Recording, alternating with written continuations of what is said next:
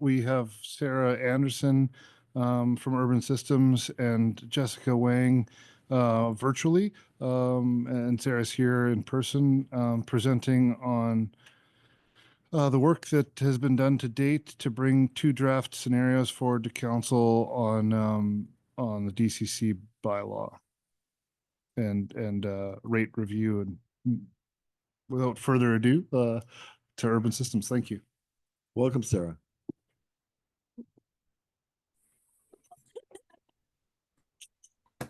Thank you. And yeah, Jessica and I will we run through the presentation. Jessica will start us off with. Excellent. Good evening, everyone. Sorry I can't be there with you this evening. I'm about to head out on a trip this evening, so I can't be there, but hopefully we'll still be able to make good use of this time together. So next slide, please. So the agenda for this evening is we'll start off with the purpose. We'll give you a brief DCC refresher because it's been a minute since we've come back to you. We'll present some draft DCC rate scenarios, run through some comparisons, have some council options for the group to chat through this evening, do a bit of Q&A and discussion, and then cover off next steps. So the purpose for today, we'd like to provide council with an update on the work to date. It's been a while since we've come back to you, so we've done some good work and would like to catch you up on all the progress that's been made. Next, we'd like to review the DCC rate scenarios that we've come up with. And finally, we'd like to outline the next steps for the DCC bylaw update.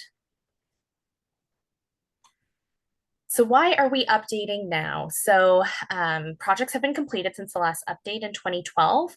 And what we really want to do is be able to take advantage of the available DCC categories. So we want to add in the transportation program and the parks program.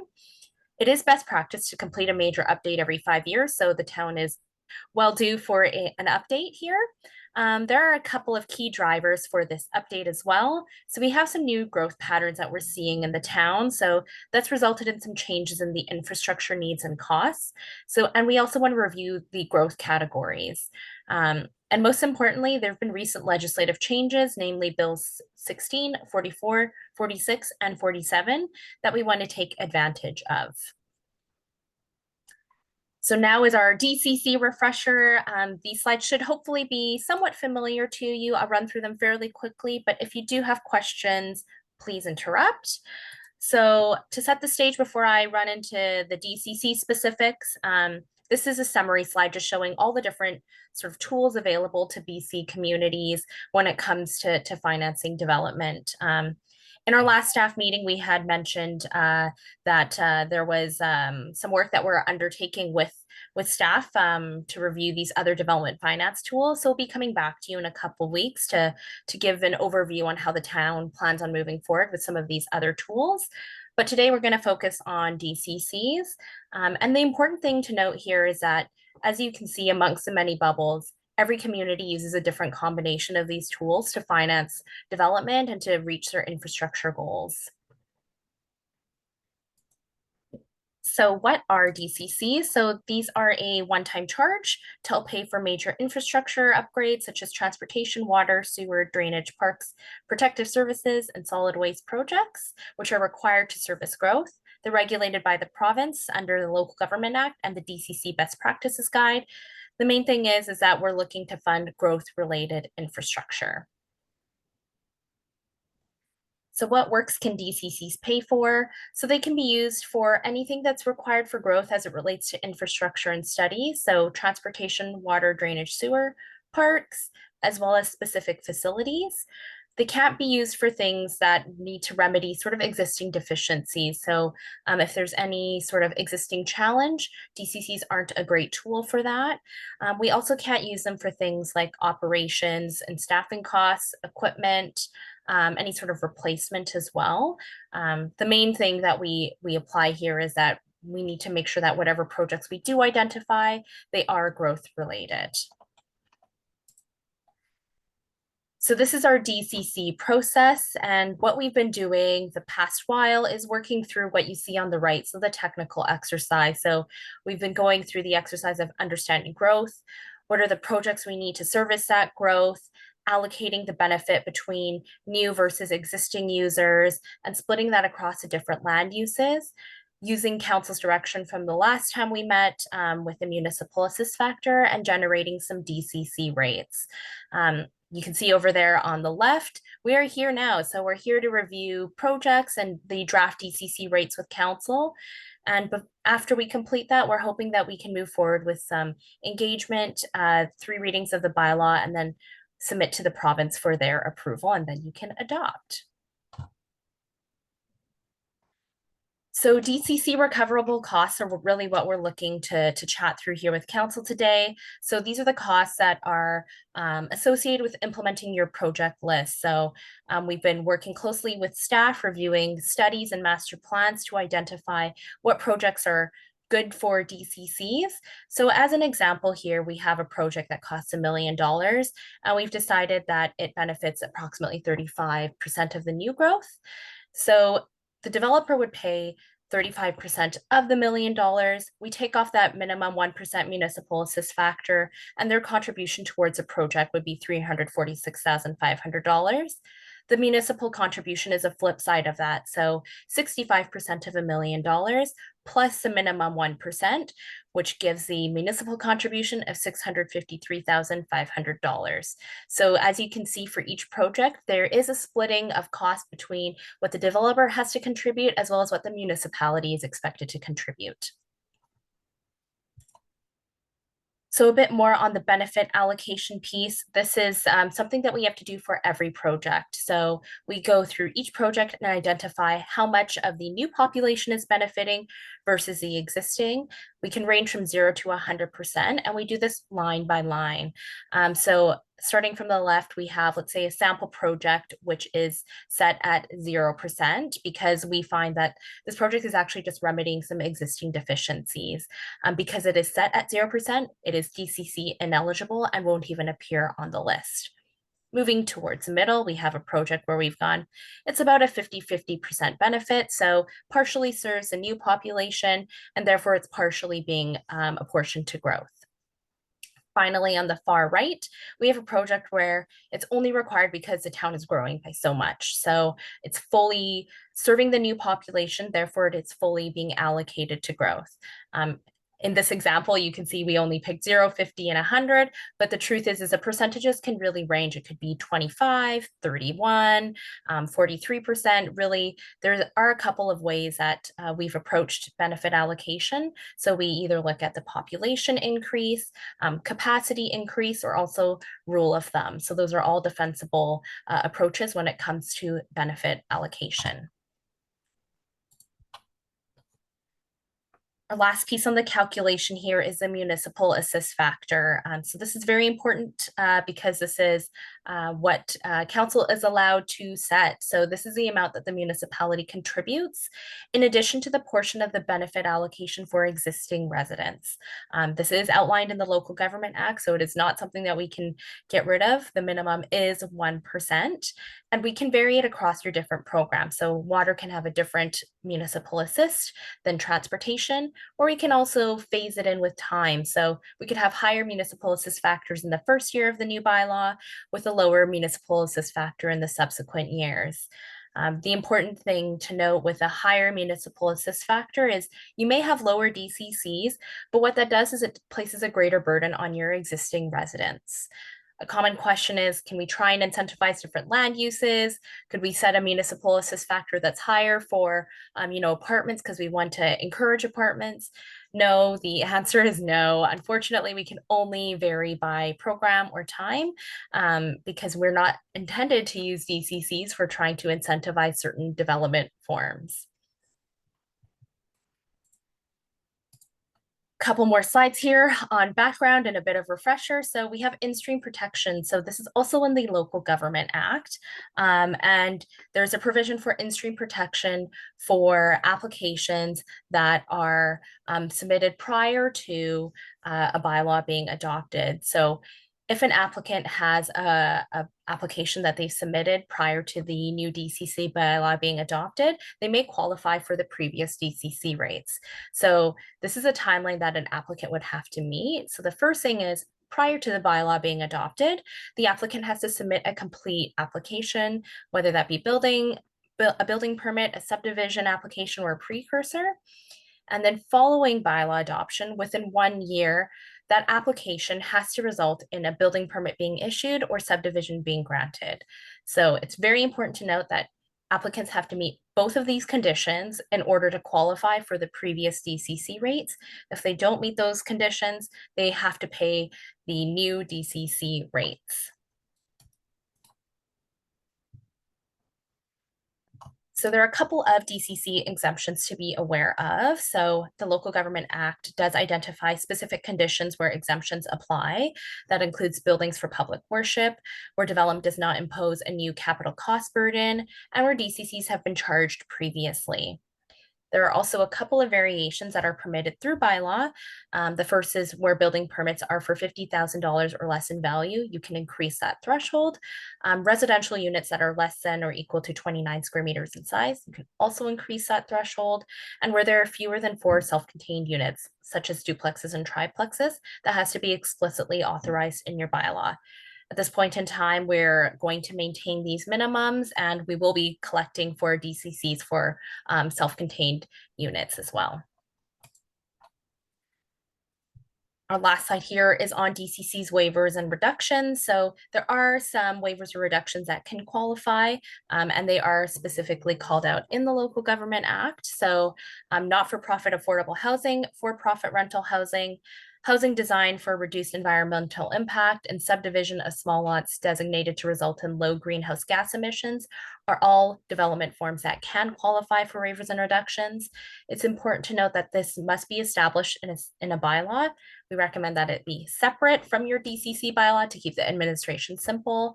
And the reason for that is also that the waivers and reductions bylaw doesn't require inspector approval. Like the higher municipal assist factor, if you do choose to waive or reduce your DCCs, the town has to find a way to fund that difference in revenue through non-DCC dollars. So typically that would be funded through taxpayers. So that concludes the DCC refresher section.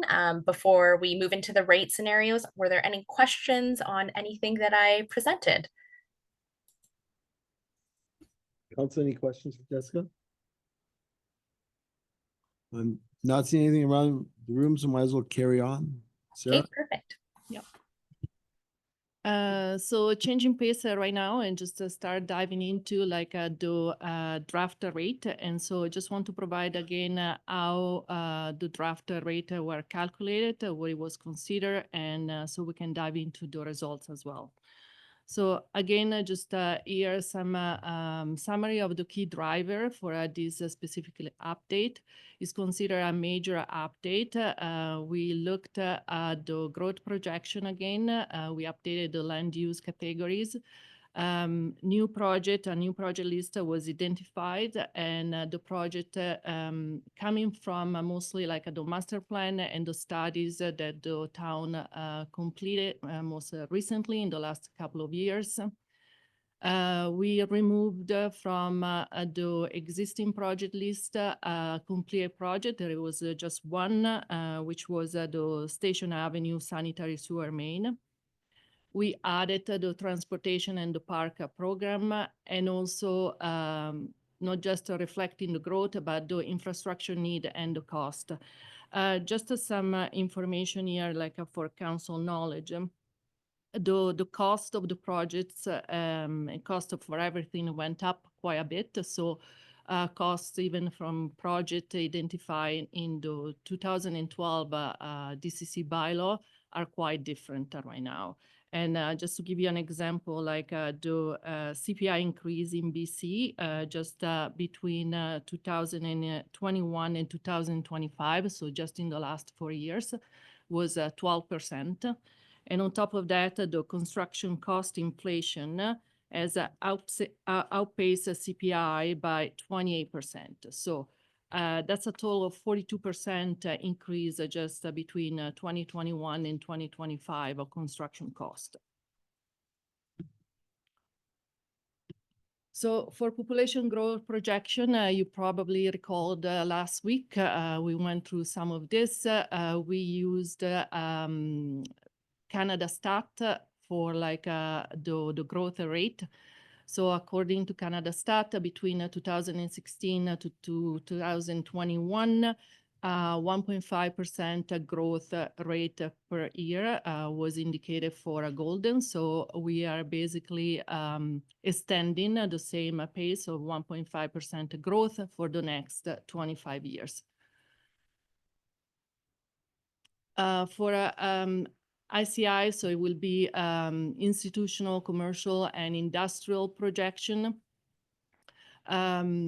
Again, in alignment with the master planning and the work that we've done with staff, we have reviewed the projection with staff based on anticipated growth and development patterns, and also based on information provided by the Chamber of Commerce regarding hotels, especially occupancy and need for new hotel. In addition to that, like I should mention, like for the residential growth projection, we accounted for like the conclusion and recommendation of the 2024 housing need assessment that was completed for the town of Golden. So this slide is really for information only for the town, for town council to consider. So what we did, we list all the projects that are due between growth and some, again, with some benefit to the town as well. They are coming out as recommended by the master plan, including transportation master plan, transportation network plan, integrated water strategy, sanitary sewer master plan, and the most recent, the wastewater treatment plant capacity assessment. So if we had to include all the projects considering to support the growth, these are the rate they will come out. We're not proposing it, but we're just proposing, we just want to present it for information because council need to consider like there is definitely a little bit of infrastructure gap related to growth that is needed in the community here for moving forward to support all the development that is projected for the next 25 years. Understanding that these rates are quite high, we looked at a couple of different scenarios working with staff. So what we did, we basically reduced, tried to go through the project list and come up with a reduced list based on priority scoring. And how we scored the priority, we went through a priority high, medium, and low. With priority high, usually are those projects that should be considered for a DCC program, meaning a project that are identified themselves as a high priority or high impact or high risk in the town master plan and studies. And also like looking as a high priority, those projects that benefit the growth in all area of town or large portion of town. Those usually are a project they will be high on a DCC category list, and they will be best suited to be financed to a DCC program. And we run, if you want, like the first scenario, like the first scenario that we ran, it was including all the projects that were identified as a high priority. And even with that list, the number that was coming up was still quite high. So what we did and to present to you as a new scenario 1 and a scenario 2, we further reduced that list of high priority projects. So what it means that we shifted some high priority to medium priority.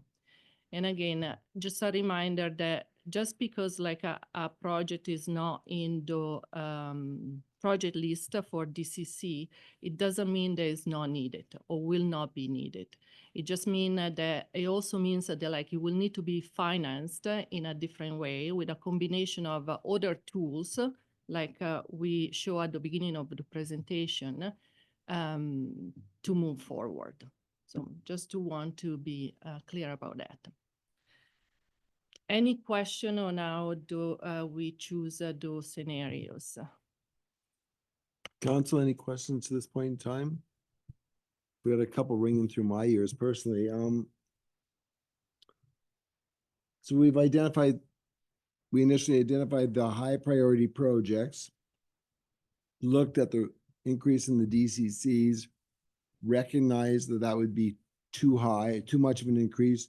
So we actually pulled some of the projects that were high priority and put them into medium priority. That's correct. So when we say the rate increase would be high, what's the metric that we're using? Is that just too high of a percentage increase, or is that too high relative to other communities of a comparable size? All the above, too high comparing to comparable community of similar size, that we'll get there throughout the presentation. Too high also like in the municipal assist factor, because there is a two component in the financial model to consider, like with what is the best suited DCC rate for a town. One is the cost that the developers are paying for like a single family or like a commercial square footage or square meters. The second one is the town financial capacity to contribute to the program as well. So, and we can go through this. So, so you can see the difference. So again, this is scenario one. So we ran the scenario one with some rate. So this will result for a low density residential, like I propose a DCC to be 33,000. I just round it. Medium density 30,000. High density 26,900. Commercial will be $153 per square meters. Commercial accommodation 16,500. Industrial $139 per square meters, and institutional $165 per square meters. So are you able to go back to the previous slide that had the full rate? Because was there not one other slide? Yeah, Yeah. that one. So So I'm just trying to do the comparison. so we So went, for a single family low density, it went from 88 to 33 yes, type of thing. Okay. And for commercial, from 543 to 100 and whatever it was. so from 543 to 153. Okay. And commercial accommodation, From 14,600. 14, so like that actually went up, so we have to check that. But and then the industrial from 427 to 139, and institutional from 642 to 185. So there is an One anomaly in the sixty-five. commercial Yeah, accommodation. that's what we will need to check. Sorry Kind of about jumped that. out at me. Thank you. Council, any other questions? Councilor Routley? Just quick maths, $48,975 was per room commercial accommodation, just adding the columns there. So so if you go back to this scenario, like we also like divide it like with like the total capital cost per program, and the total DCC recoverable program cost will be 24 million, and the municipal cost will be 1.9. What we also did, and Caroline confirmed to date, like what it means that 1.9 municipal cost for the town. So that will mean in this case, under this scenario, raising 0.9% the general taxes every year for the next 25 years. And this is just to support the DCC program. 0.9% per year for the next 25 years for general taxation, and just to support the DCC program. So that will not include anything related to reserve or to asset management, support existing infrastructure. And on the utility side, we also mean, like for the water and sewer program, raising the utility fees by 0.89% each year for the next 25 years. Yes. There will be a slide at the end where we have the comparison where this tax will show up. So we, at a previous meeting, we received updates on the water and sewer, and the water upgrades needed was 28.7 million. No, that was the sewer, and the water was $12.3 million plus or minus. So there's $40 million of projects. So my takeaway is that from that $40 million worth of work that we know we have to do in the next 25 years, you're saying that $25.9 million of that work is high priority. We identify as high priority. So, and that will be the high priority project list. So yes, so we took some of the projects that were listed in the master plan and rank them by priority.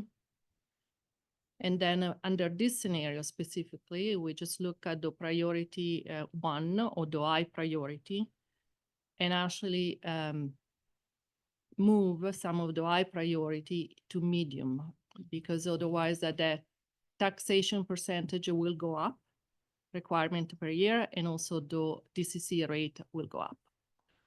So my takeaway is that we know that growth is going to put greater demand on our services. There's a cost associated with that. And in order to be affordable to the development industry, we actually have to take it on the chin and pay a larger percentage and have less coming from DCCs, because we're going to adjust our DCC rate lower than what it should be to actually recover the appropriate percentage as laid out previously. So the percentage for like the town contribution, that's the minimum 1% that is required by the legislation. So the town is required to contribute 1% of the cost of the projects for to support the growth. And that's the required minimum legislated percentage. So that's what we ran the scenario with, just with the minimum 1%.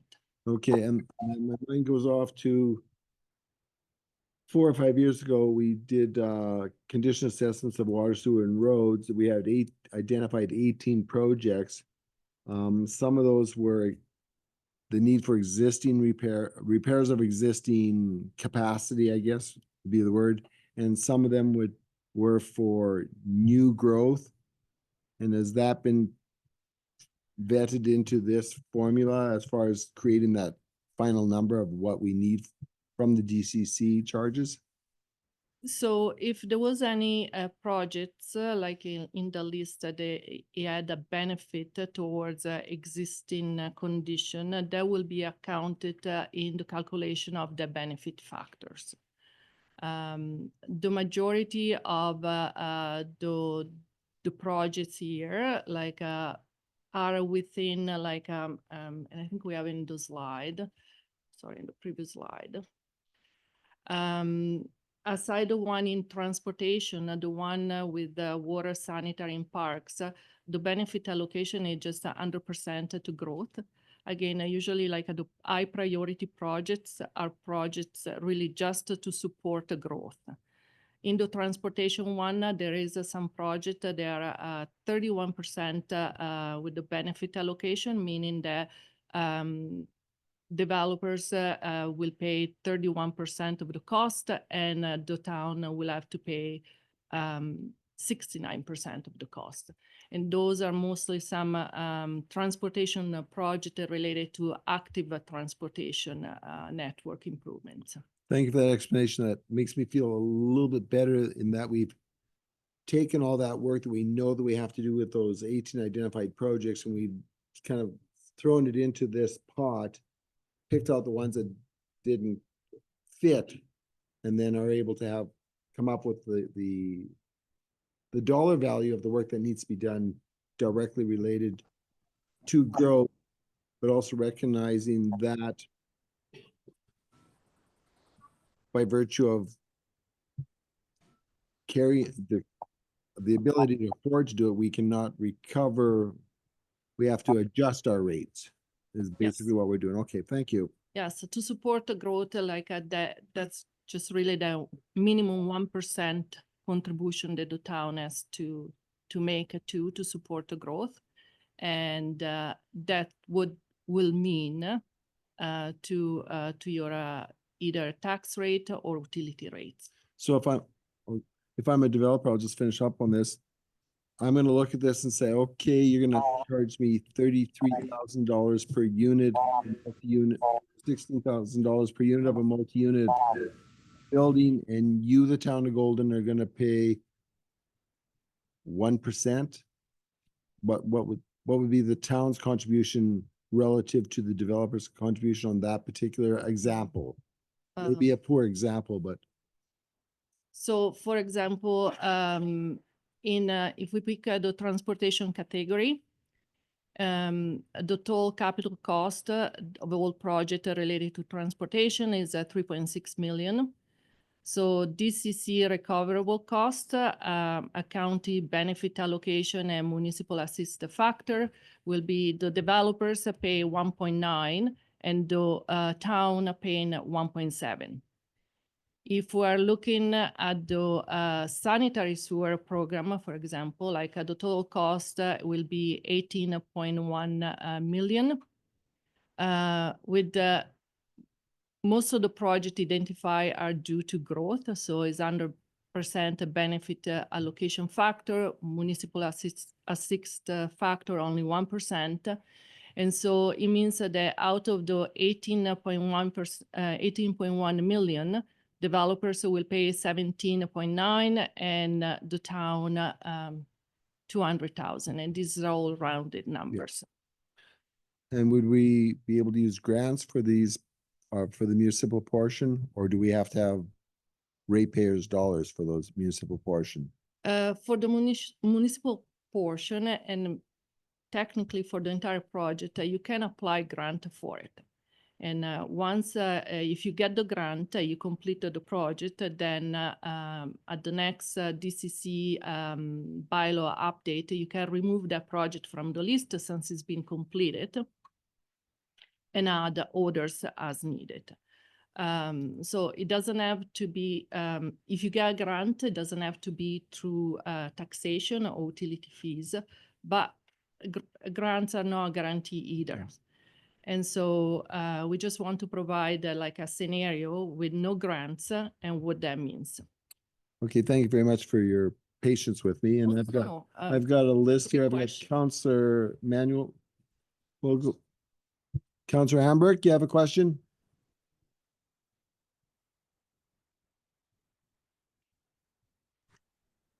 Yes, thanks. Just, I'm trying to put this in context in my own head. Last night, you had presentations about the water and the sewer with, needing a new sewage treatment plant and $28 million there. And I can't remember what the water side was. How do those projects fit into what you're presenting here?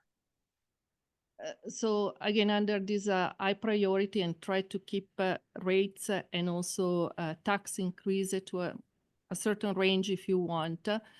Those are the projects that we were able to include. So for example, from the presentation of a week ago on the need for the wastewater treatment plant upgrades, we were able to specifically just add here like the MBBR component of it. It just means, again, as I mentioned at the beginning, if a project is not on the list, it doesn't mean that it's not needed anymore. It means that they need to be financed in a different ways. Similarly, for like the water project, we are able to incorporate 3 of the recommended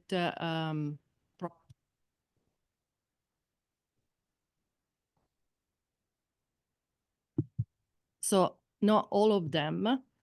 And again, this is just under this scenario to keep the rate within a certain range and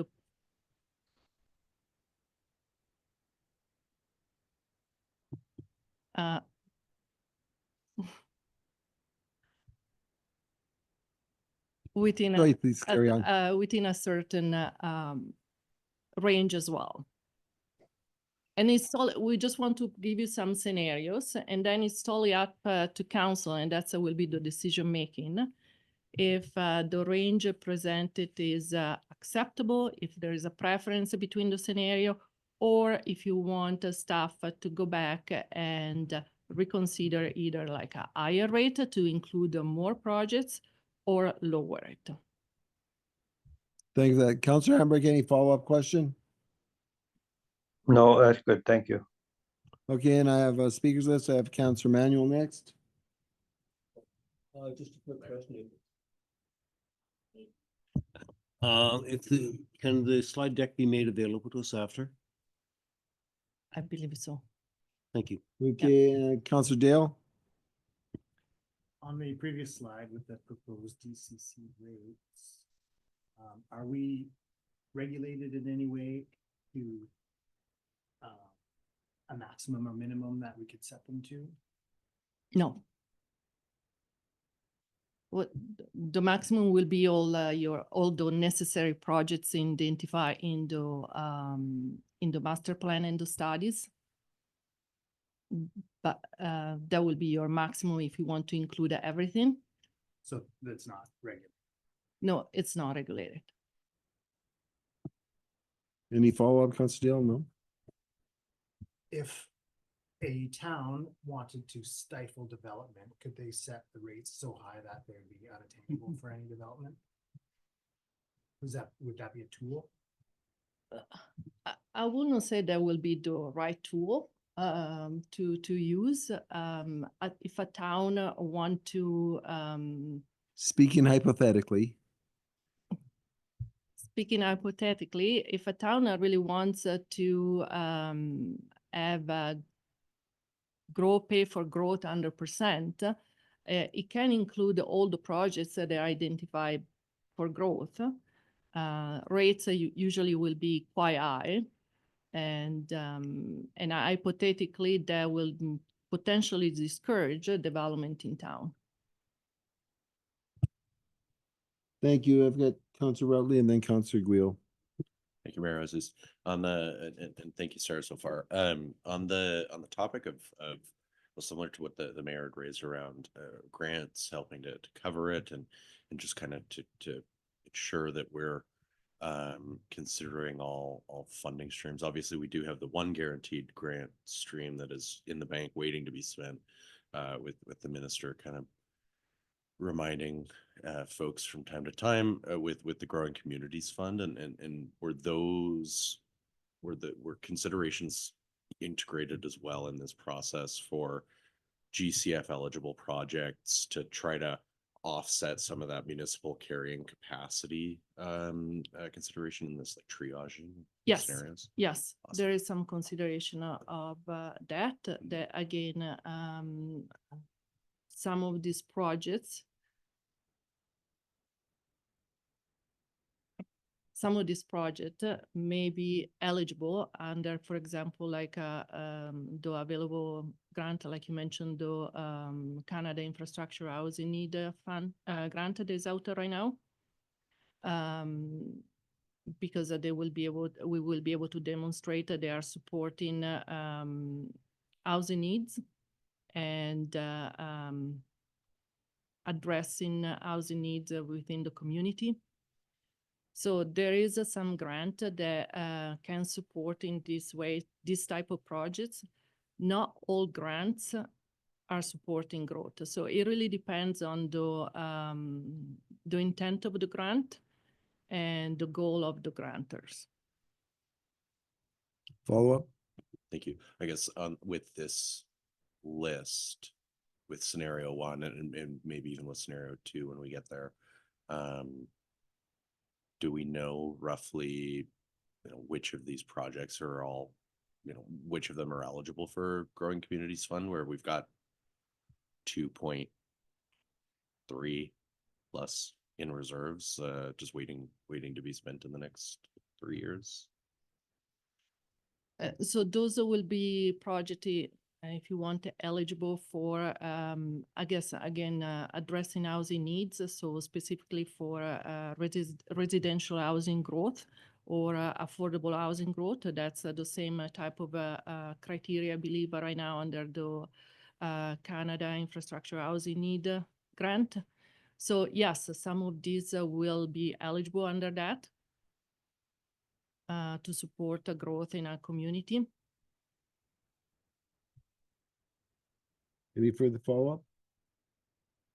And my mind quickly goes to, it'd be valuable to identify those projects within the list to actually be able to adjust our annual tax increase accordingly from 0.9% to 0.9% minus whatever the GCF fund could fund, and hence put a little bit less pressure on the ratepayers. Is that a process that we will be going through? No, in the DCC, just a warning too, because there's actually a case, your neighbor Revelstoke, in their previous update, they tried to include exactly that, like go take a discount for grant. And because the DCC bylaws needs to be reviewed, they need to be reviewed by the ministry, the inspector has to go through. That was sent back to Revelstoke, basically said like a grant cannot be accounted to discount the DCC rate. So it might be an internal, the town are doing the financial like internally, like consider that some of this project can be financed by grant, but we cannot show into the DCC bylaw that there is the assumption that the 1% municipal assisted factor will be covered by grant. Thank you for that.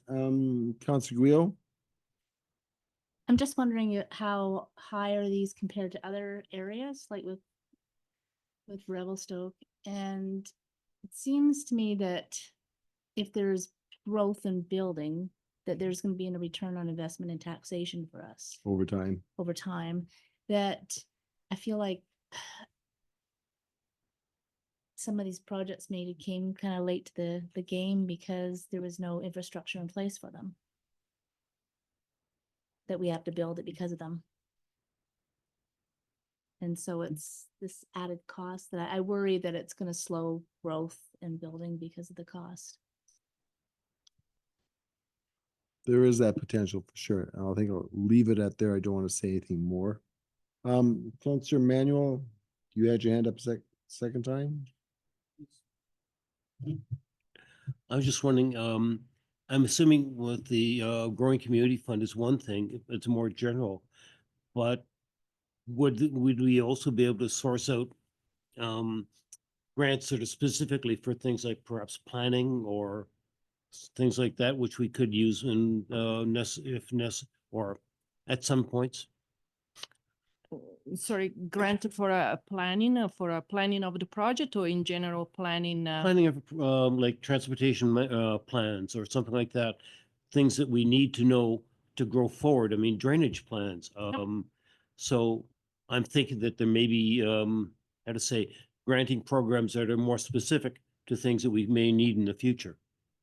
Yes, there is a grant program that are specific for supporting planning documents, or especially integrated strategy, master planning, asset management. As a matter of fact, the integrated water strategy that we just completed was under a grant and was 100% funded. Similarly, like the transportation master plan and active transportation master plan was partially funded to a grant. And the sanitary sewer master plan was 100% funded under a grant. And so the reality is we actually had to have these master plans in place before we could even adjust rationalize and defend the increase in the DCCs. That's correct. So we've already done that step of the Yeah. process. Yeah, so you already done the step of the process, so that's why we're here, and we can prepare this DCC list, because similarly, when the inspector of the ministry will go through a review, that's what they want to make sure that like the project that they are identifying the DCC project list matches like the project identified in your master documents, master plan document. Thank you. Councilor Cooper? My question was around granting. So if the project was able to get a grant, it would be divided from the cost of the project. So regardless of the division between developer and town, correct? It wouldn't just come off the town side. It would be a blanket and both sides would benefit from it. Is that correct? That's correct. Sounds like a complicated formula, and how do you implement that? I think it's easier said than actually done, is it not? Because that's where my mind went too, is you get a grant for, we have a water upgrade, or let's say a sanitary sewer upgrade of $4 million. We have the DCC set up based on the information we have now, because we don't have the grant. The project or the work starts, we get the grant, and then all of a sudden we're not going to be reducing the DCCs for that particular project. We would reflect that in the next review of the DCC. Would we not?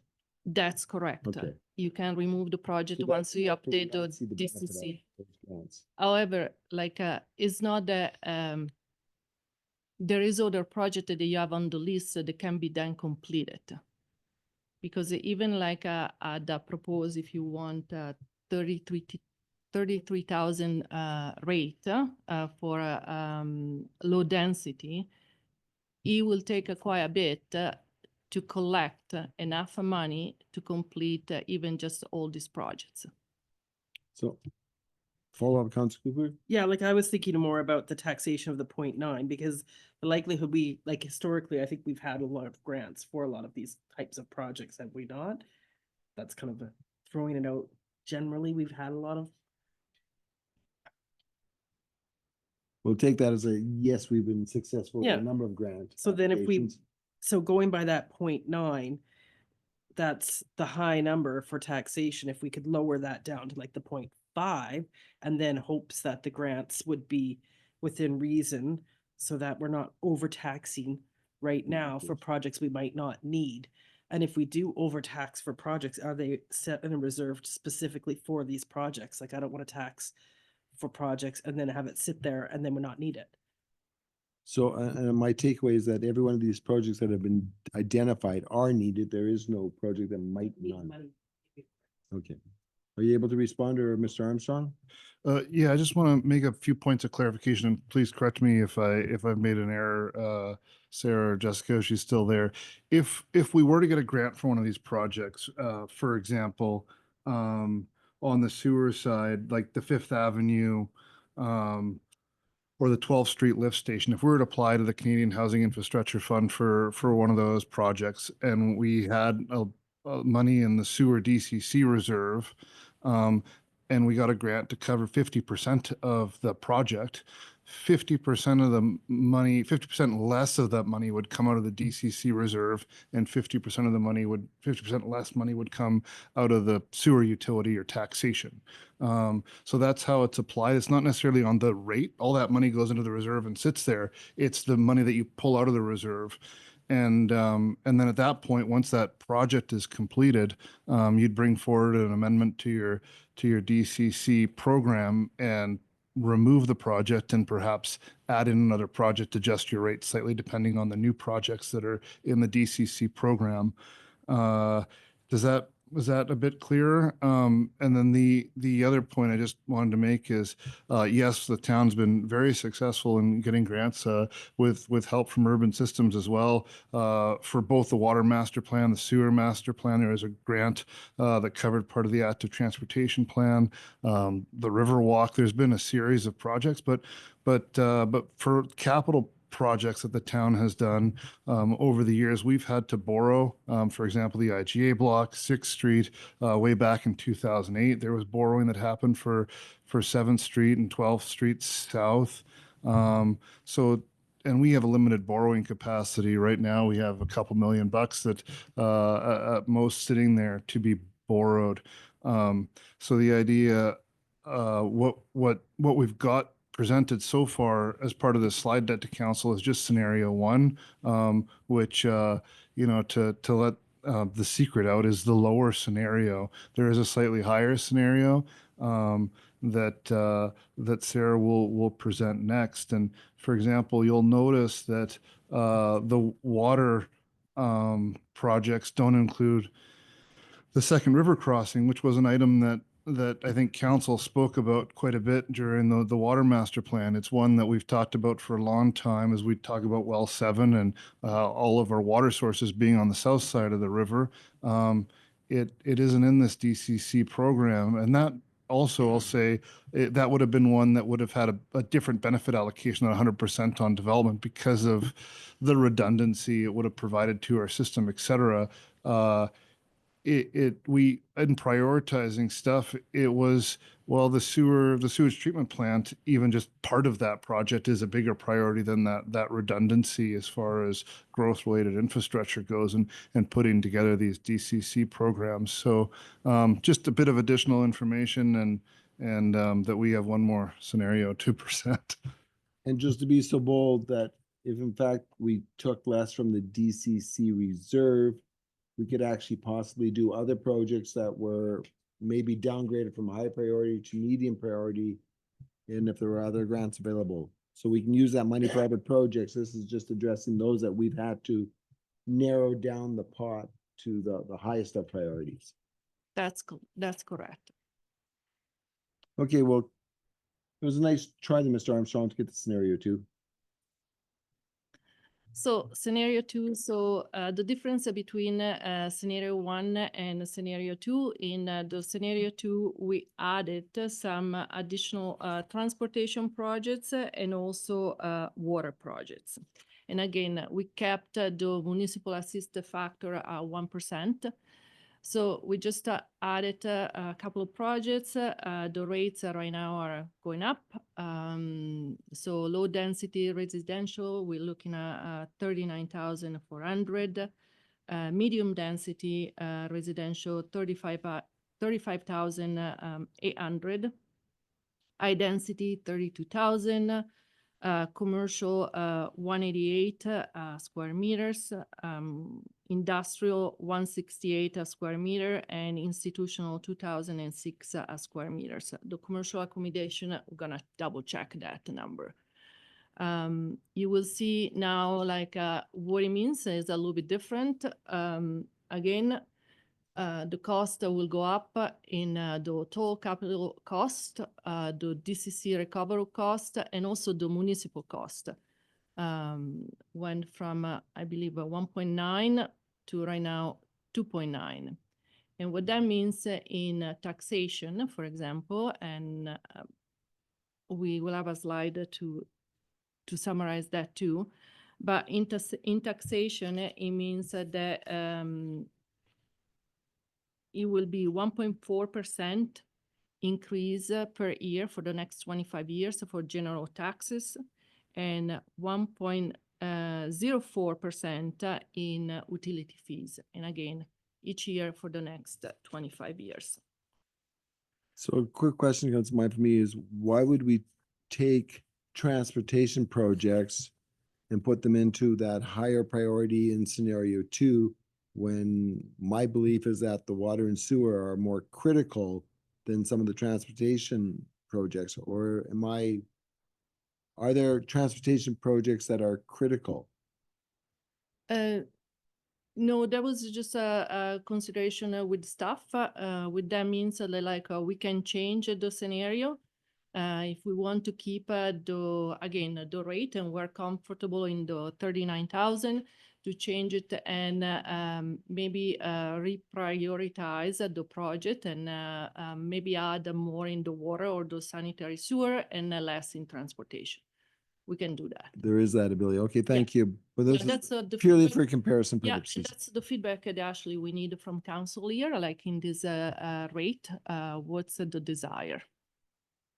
Okay, council, any questions at this point in time? Councilor Guio? Smell wood burning. Nope. And again, sorry, the project that we add is in the transportation and the sanitary sewer project and not the water. And this is like the list of the projects under scenario 2. And again, here there is the comparison between the two scenarios with the rates. And on the bottom has been added the taxation and utility percent increases associated with the two scenarios. And those has been verified by Caroline as well.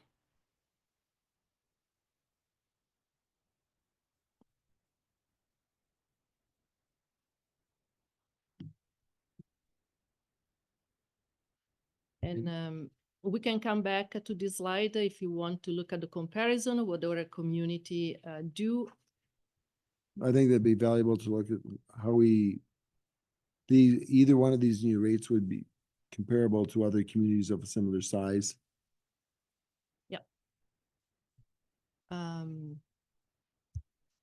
So this will be like the first one, to compare the single detached called a low density residential rate.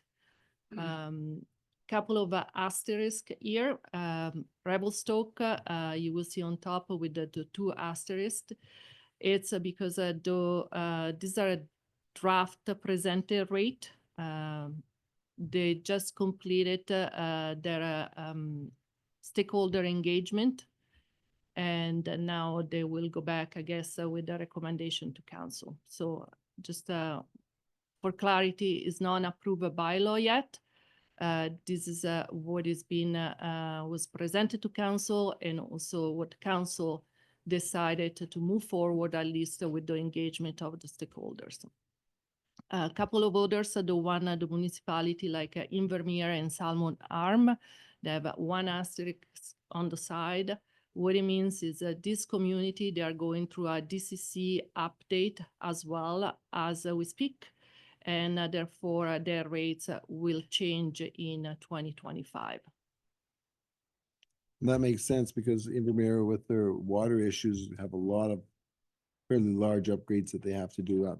That number surprised me, but that makes sense now that they're reviewing that, and there will be an increase to some degree. Questions, Councilor Manuel? Just an observation that Golden with its present DCC is at the very, very bottom. Golden existing, yes. The current DCC rate are quite low comparing to comparable municipalities. Maybe I can also just chime in here. If you see Golden's existing also doesn't have all of the other colored bars as well. So the existing DCC is only made up of water and sewer, whereas all the other communities you can see have a combination of roads, drainage, sewer, water, and parks as well. So that's also a big contributing factor. And the last update was 2012, so that also explains why you're sort of at the bottom there. Yeah, no drainage, no parks, no roads. Yeah. Sorry, this is oh, I was just so that was for again a low density. If we're moving to townhouses, so medium density residential, and under scenario one, Golden will be like at the 30,000. Revelstoke right now proposes 32,000. Some Peaks is at 28. Penticton 17, and again, Cranbrook 9, Invermere 8, Salmon Arm 6. And again, though Invermere and Salmon Arm, they are going through the same process that is Golden is doing right now. So a quick question, what stage of the process is Fernie at? Fernie, we don't know. Like, I don't know if their intention is to review their rate. The last update was in 2015. So I know that developers will have access to this information and they'll say, hey, look what's happening in Fernie, and you're going double that in, or 6 times that amount in Golden. Just, so it'd be nice to have some of that background to be able to defend the rationale for where we are setting the rates at. Councilor Guio? Yeah, and Sorry. Yeah, I was just looking at Penticton though, like they did theirs in 2024. Is that going up or is that what they're settled on? that's where they are right now. Maybe a little bit more on Penticton also. They just did an inflationary update back in 2024. So it's a nominal increase. I know in discussions with them at this point, they are hoping to do another update maybe later this year, but they haven't started that process just yet. I also noticed that they're equal, like they spread it over. All 4. Yeah, all 4 quadrants, a little bit more than what we're doing. We're pretty heavy on the water. Do you think the sewer plant would be taking more? And yeah, each municipality is a little bit different for infrastructure need. It's not necessarily an apple to apple because it's really depend on the outcome of each municipality master planning or infrastructure assessment due to growth. So it can be really different between municipalities. So in essence, it says that the needs of those communities are quite different, and hence the portion is for each of the 4 That's services. correct. Or 5 services. Thank you. So again, if we do the comparison with the high density, that would will look like the proposed Golden will be 26,000, Revelstoke is at 23, some Peaks at 19, and Penticton at 10. And then again, we are going down to other municipality. They are in review right now, like Invermere 8, Cranbrook is a 6, Salmon Arm 6 under review right now, and Fernie 4. And existing Golden is 1,100. So my immediate reaction is it's always great to be a leader, but I don't think we want to be a leader in the category of DCCs for apartment buildings, given the present environment and need for housing. So I think from a personal perspective, I think there needs to be some adjustment there. And what would that look like, and how would we do that? And that's exactly like the feedback that we need to have, so then we can reconsider the project list and recalculate the rates. Commercial, oh, sorry. Councilor Dale first. Just to the point that Mayor Zeus said, the same category that has, for instance, apartment. What would be 2 other examples that would be in that same category? Triplex or something? So apartment building will be high density, and it's really apartments, like in general, like a condo. So if Like a townhouse or a duplex will be more like in the medium density, like the 4-plex or the 3-plex, those are medium densities. so in a certain category where we set whatever the rate is for that category. Yeah. Different projects that are coming in, are we able to choose one or more projects and give them like a special rate because we like that project more, or does everyone have to have the exact same?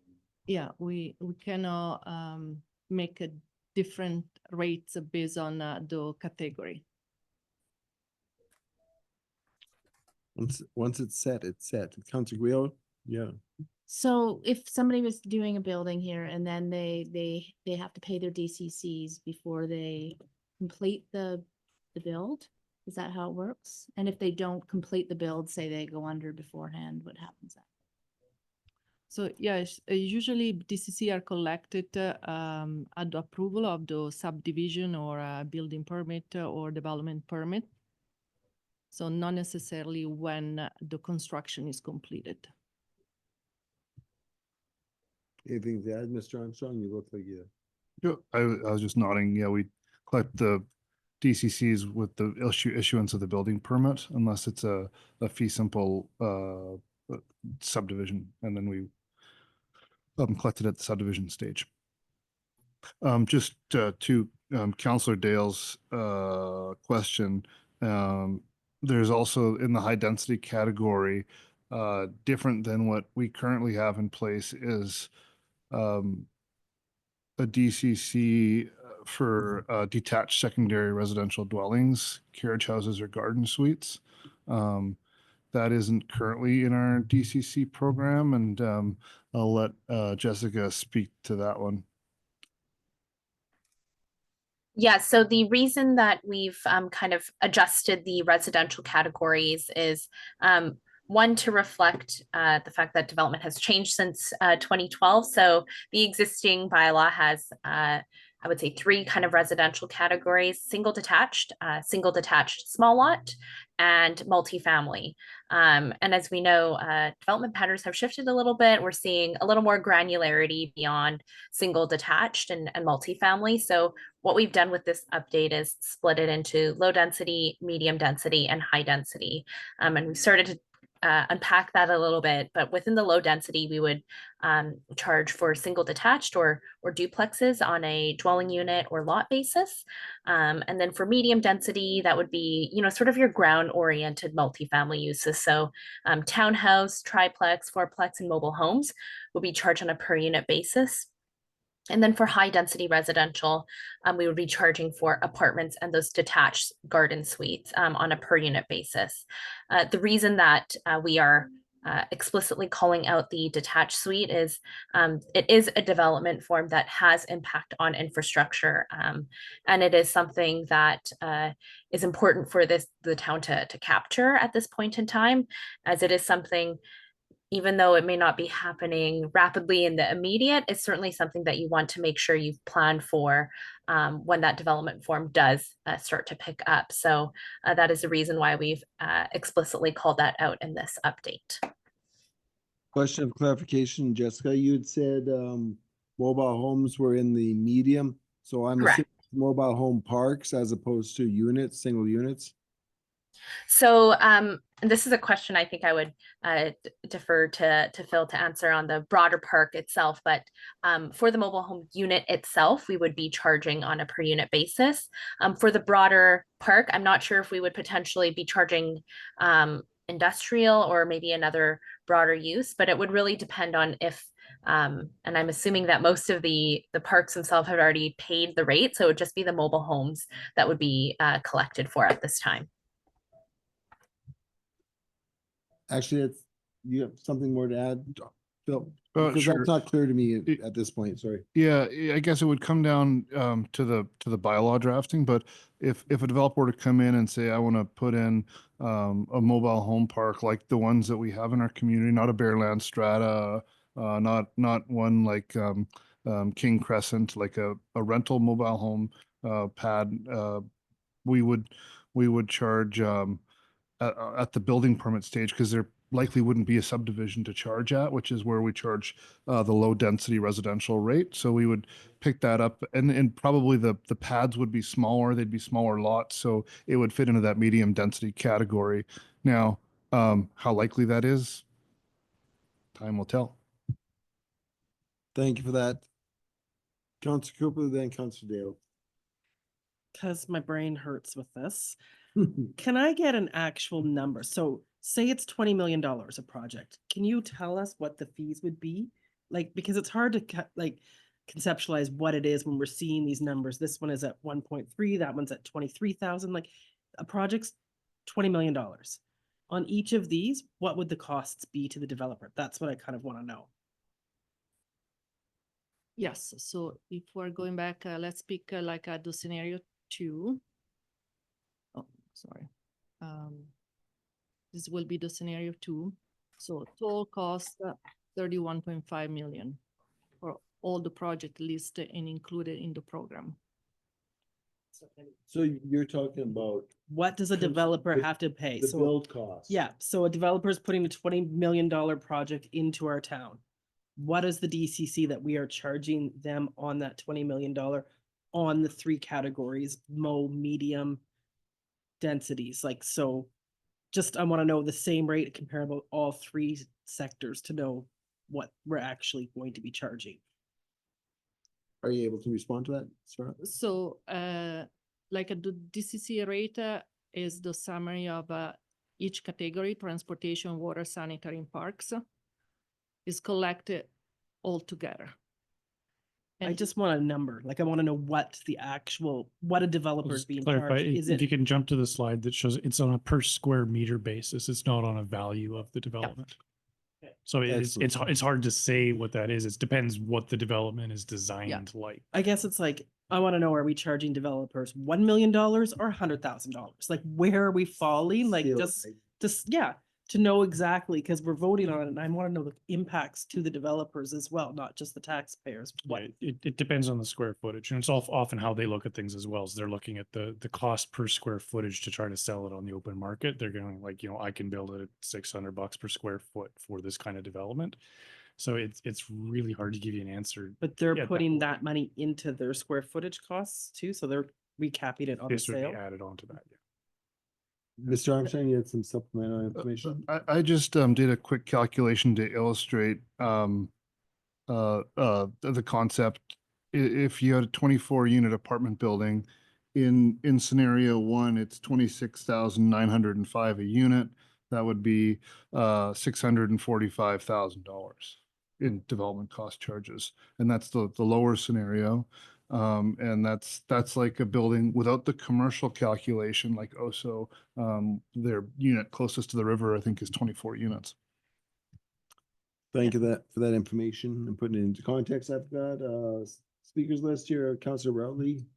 Thank you, Worship, and yeah, yes, over all of OSO would be, scenario 1 would be close to 1.4 million, and to your point around developers looking at this comparison from community to community and going, oh geez, I don't know if we want to build in Golden if they're at the top of the list on high density or whatever else. Really, these are costs that are going to be forwarded to the end user. So whether it's a purchase or a rent, with scenarios 1 and 2, depending on the break-even period that the developer would be after, either a 5 or 10-year period, this is implicitly, without placing any malice on the idea of DCCs, because we need them, but with the scenario 1 high density, on a 5-year break-even period, it artificially induces a $450 rent increase, or over the 10-year period about 225. With scenario 2, of course, it's a little bit higher, 534 or 267 respectively. I don't think the developers necessarily, obviously there's some cash flow considerations of having to post 1 point whatever million dollars to get this project underway, and then of course that'll compound on their costs to then forward to renters or purchasers. That $30,000 for a townhouse, that's just going to be forwarded to the purchasers. But I would say for a good cause, a necessary cause. It's the push and pull of development and development costs. Thank you, Councillor Routley. I'll go on to my Councillor Dale. No, Councillor Manuel. I thought, maybe I'm mistaken, I thought we had a drainage plan in place, and I'm just wondering if we do, why we don't have a DCC for that? The integrated stormwater plan, actually, for growth, is already taking account of it into your subdivision development and servicing bylaw. So like a developer, like especially in Greenfield, they need to contain and release to a certain rate of stormwater. So that's why there is no the drainage rate or a program here included, because they already do that. Okay, thank you. Thank you for that. Councilor Grill. Yeah, I was just along the lines of Councillor Routley with the costs. When we're thinking about we're paying some of the highest costs in building in Golden already. And you're adding another $250 to $300 a square foot. A square meter, right? A square meter. Square meter. I mean, that's substantial. And all of this in the environment, recognizing that our rates now, according to this list, are the lowest, if not one of the lowest. And so somewhere down the line, somebody's gonna have to pay for that new infrastructure. And if it's not the purchases of the developers to the DCCs and hence pass that on to the purchaser, it's going to be all the ratepayers. Totally understand The that. push and pull. Yeah. Yeah, that's correct. And that's why it's important to update the DCC bylaw, like the province suggested, the 3 to 5 years. Because if you don't collect enough, then you can support the growth as growth is happening and needed. And another mechanism for funding need to be in place then to support growth, either from the developers or like for the town if you want to contribute. But that means usually more taxes and many existing residents pay for growth. So it's the, like I say, it's the push and pull. That's why we get the big bucks. Councilor Grill, you had a follow-up? I was just saying that if it's out of reach and we don't get development, it's gonna be the taxpayer paying for it anyways, if these are needed. So we have to have some balance. And I guess the point would be if there's no growth, there's no need for the additional services. Because Then all we, of then we this, become stagnant. I don't want to become Yeah. stagnant, absolutely, but the reality is if there is no growth, then there isn't the need for the additional infrastructure. And we stay the status quo, and then the rates go up for everybody anyways, all the ratepayers, absolutely. Again, we're back to the big bucks.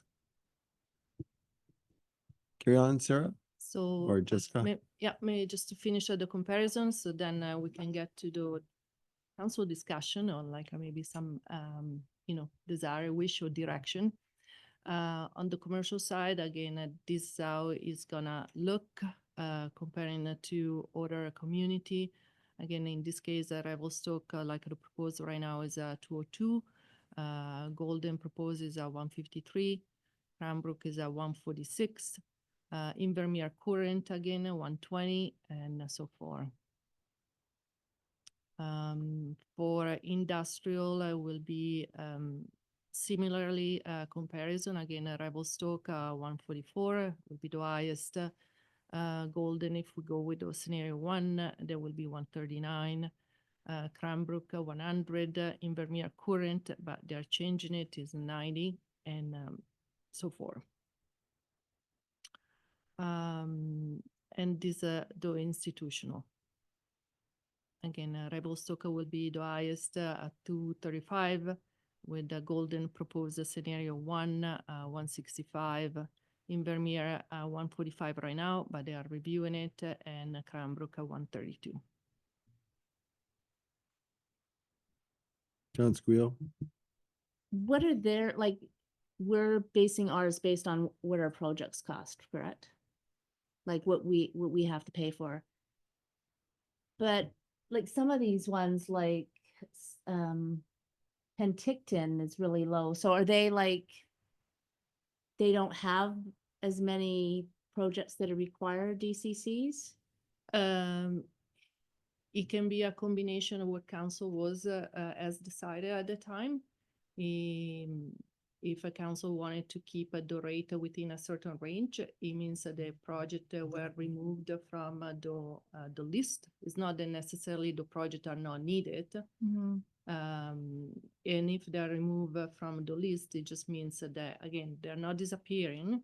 The need is still there, will need to be financed in a different way, either by the developers or the town or a combination of it. Well, I worry that, again, that we're too high, but if it stagnates growth, which growth is gonna end up paying for all of this in the long run, like if you see like, Penticton has like, well, 12,000 people there or something. Or know how many people live in Penticton, quite a few, 50,000 or something.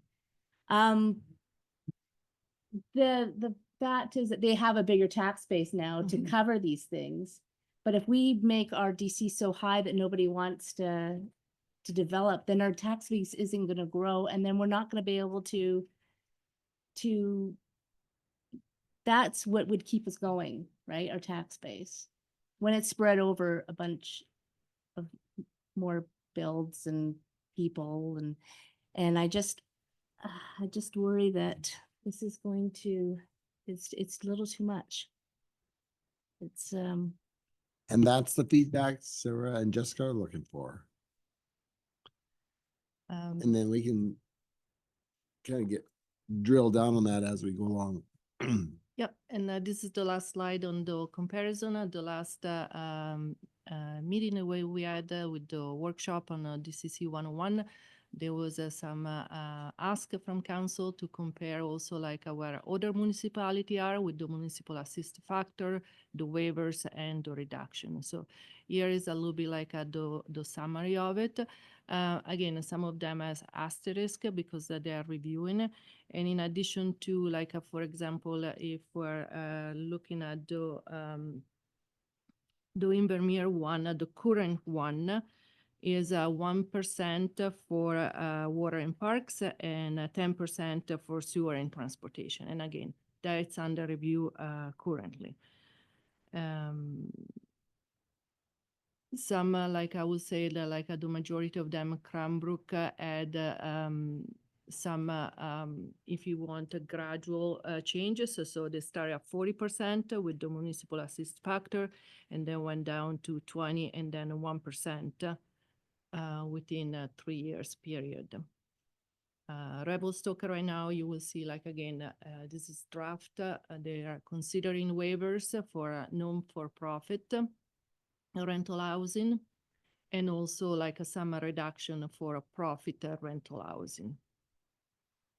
So with the example of Cranbrook going from 40 to 20 to 1, would you have a latecomer clause for for third and fourth and fifth years by virtue of the fact that if I put off my development for 3 years, I know that the municipal assist factor, well, actually the municipal assist factor is going down, it's going the other way, so my Yep. costs are higher. go up. Okay.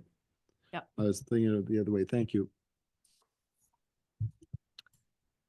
And that concludes like the part of the presentation on the DCC rate and the scenario. And so for council option is again either like considering or accepting the scenario 1 rates and direct staff to proceed with the developer information session and engagement. Or the second option is potentially accepting the scenario 2. Or third option is a council to direct staff to conduct a further review of the DCC rate and return to council with the revised DCC rate. And for this option is maybe just to have like those comments, like if there is a prefer like a range where you want to keep the rate. And again, what it means at this point is if we want to reduce the rate, that we will have to take out further projects from the project list. And again, not the like they're not needed, they will need to be financed in a different way. So in my mind, I'm going to an option 4 is and similar to option 3 is that council actually takes more time to digest and look at the different scenarios relative to the different products. Mhm. And then gets back. And then staff would be able to conduct that review rate based on that information, as opposed to saying, well, we want you to look at this right now because this is all kind of new information to us. So I think, to be fair to council, allow a short period of time to be able to have the slide deck, look at it, give some thought to it. And my sense is, for me, it's gonna be driven by the numbers, the comparisons to other communities, and not so much what's gonna come off. That will be the inner workings of staff. And for us, we'll be setting that direction. Where's our comfort level with these increases? Do we want to be top of the tier, in middle of the road, percentile? And who are we comparing to? Are we comparing to Penticton with a population of 40,000? Or are we comparing to Fernie, who hasn't updated theirs since 2015? Or are we comparing to Revelstoke, who is doing theirs right now? They're doing that right now. They're in, yeah. Okay, so, and I throw that out to staff. I'll go to staff. Mr. Armstrong? Yeah, just, I think, we could go to the next step slide. And then maybe, Sarah, if you want to speak to this, and maybe I'll just provide some, additional thoughts after. Yeah, the next step is, again, is maybe like a council requesting first. So just to review and digest the rates as presented. And after that, just to receive a council direction on the DCC rates. If there is any preference, and again, in that consideration on the DCC rate also, but like understanding the financial impact on the town, on what it means the municipal assist factor, and the contribution that the town needs to do or make to the program each year, either with taxation or utilities fees. Because once we have that, we can finalize the report and send like the draft as well to the ministry to complete a pre-review of the town proposed DCC program. At the same time, we can engage the development community, so receive their own feedback, and then report it back again on the feedback received and update as needed the bylaw. After that, there will be like the 3 reading and the submission to the ministry. And what do you see as the timeline for this process if we were to say this direction we want to go tonight? So usually, like if we have a direction, let's call it tonight, the next step will be just the engagement of the community, and while we are submitting to the ministry for their pre-review. So usually it needs 2 weeks for advertisement for the public engagement, and after that to do the engagement. So just to do the engagement process is at least 3 weeks, just because we have to go through the 2 weeks of advertisement. And again, reporting back to council with the feedback received, and finalize it to bylaw. 3 reading, the really timeline is the submission of the ministry, because it can take Jessica, right now, I think it's a 6 weeks time review. Yeah, the ministry right now, for a major revision is probably going to take upwards of 8 to 10 weeks for approval. Usually because we submit for the pre-review, so they see the program, they see the calculations. We're usually able to bring that down to about 6 to 8 weeks. It really depends on what their workload looks like with other bylaws, and they've certainly got their work cut out for them. There's a lot for them to review right now, so I would say let's plan for 8 to 10 weeks to be safe. Mr. Armstrong? Yeah, I was gonna suggest, there's definitely a large increase here, no question, that council is seeing, and it's one that we struggled with where are we amongst other communities, where are we with needed infrastructure, considering neither of these scenarios have the entirety of the sewage treatment plant in them. For example, there's I think, council can digest this. We can fix the one typo on the slide deck and circulate it, put it on the golden.ca/DCCs for the development community and all to review, including this presentation. Another project that council funded in July was to provide some guidance when it comes to the other financing tools that are out there for development related infrastructure. Earlier tonight, Mayor Ozus, you brought up, I think you're referring to our infrastructure replacement priority plan. That was not really a growth related plan at all. It was more about replacing our existing infrastructure, not necessarily like for like, but more or less as part of an asset renewal process. Whereas a lot of the projects identified in these master plans are growth related. And if they're not in the DCC program, then they're going to fall to developers to find other ways to fund them, or we're really going to run into additional obstacles where, certain trunk lines feeding into the sewage treatment plant, for example, are at capacity.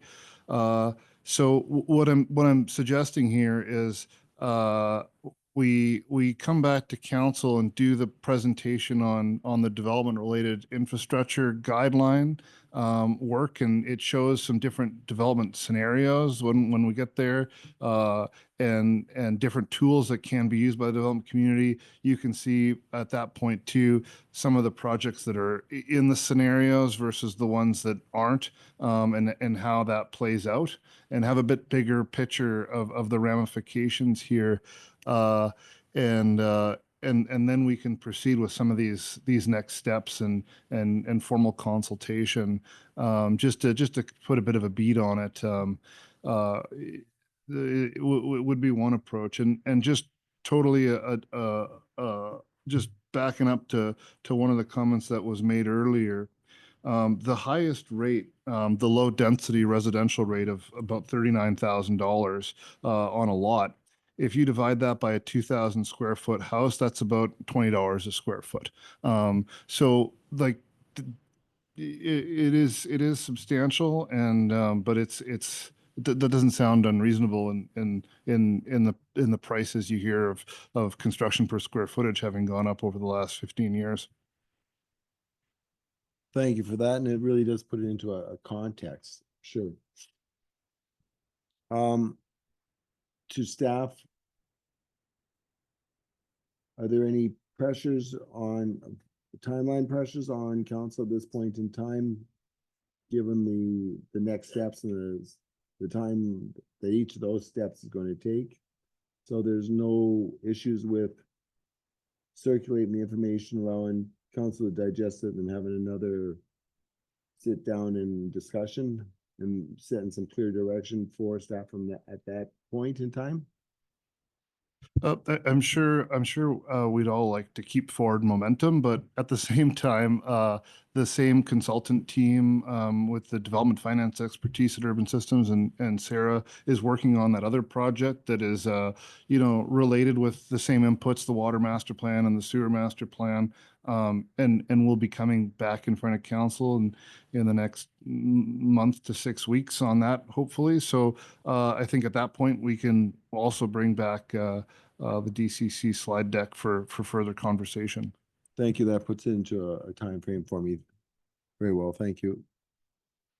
Anything else, council, at this point in time? Thank you very much, Jessica and Sarah. You'll notice our eyes are probably very large. We're going, oh my gosh. We have our work cut out for us. You guys have done all of the heavy lifting to this point in time, and now it comes down to us and to be able to digest and set the direction forward for our community. Thank you. Thank you for very having much. us. Thank you. Thanks, Jessica.